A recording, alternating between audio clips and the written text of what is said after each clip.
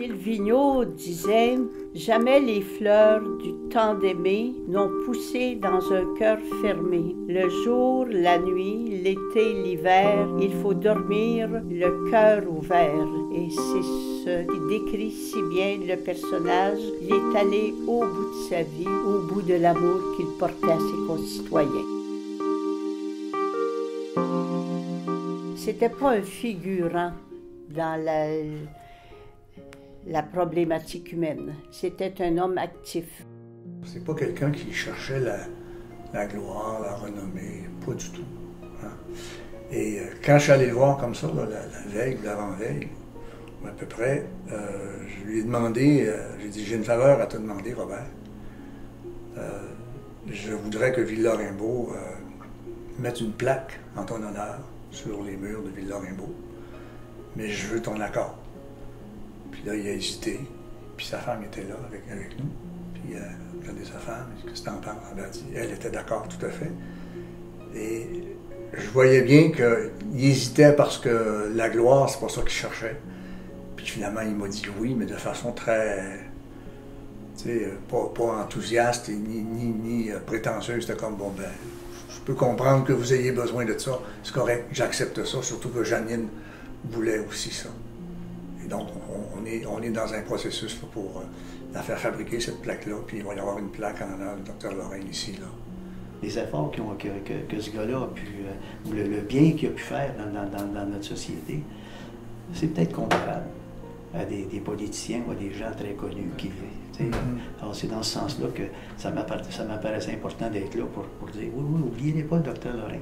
Puis si je peux vous dire que c'est un sacré bon gars, puis qu'il faisait des choses exceptionnelles, bien, dites-vous quand il y a un gros morceau qui est parti du quartier.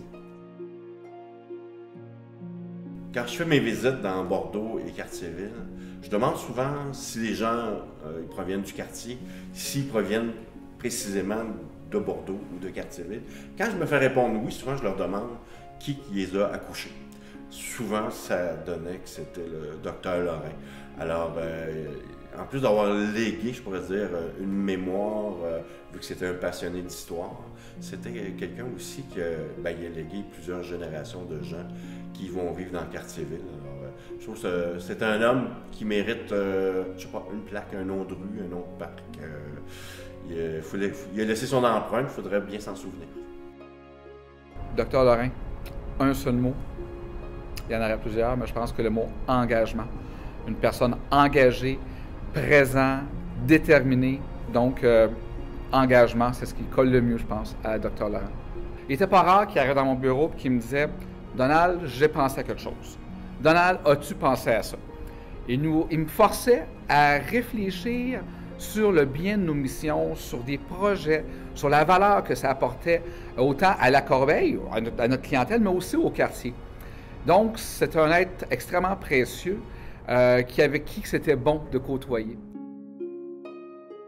Football, baseball, jazz, musique, politique américaine, politique canadienne, voyage, la communauté, les organismes.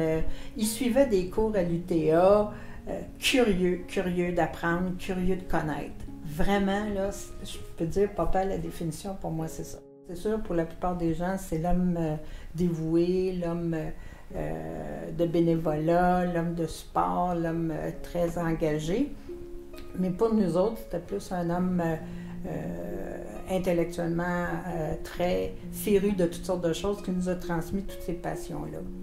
Nous sommes mariés en 1955, après quelques années de fréquentation, et j'avais 22 ans.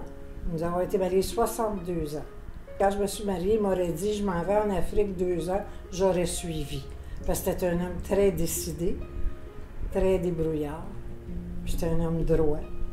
Alors finalement, on a eu une vie vraiment, deux personnes, deux tempéraments complètement différents, mais on a respecté ça. Alors ça a été 62 belles années.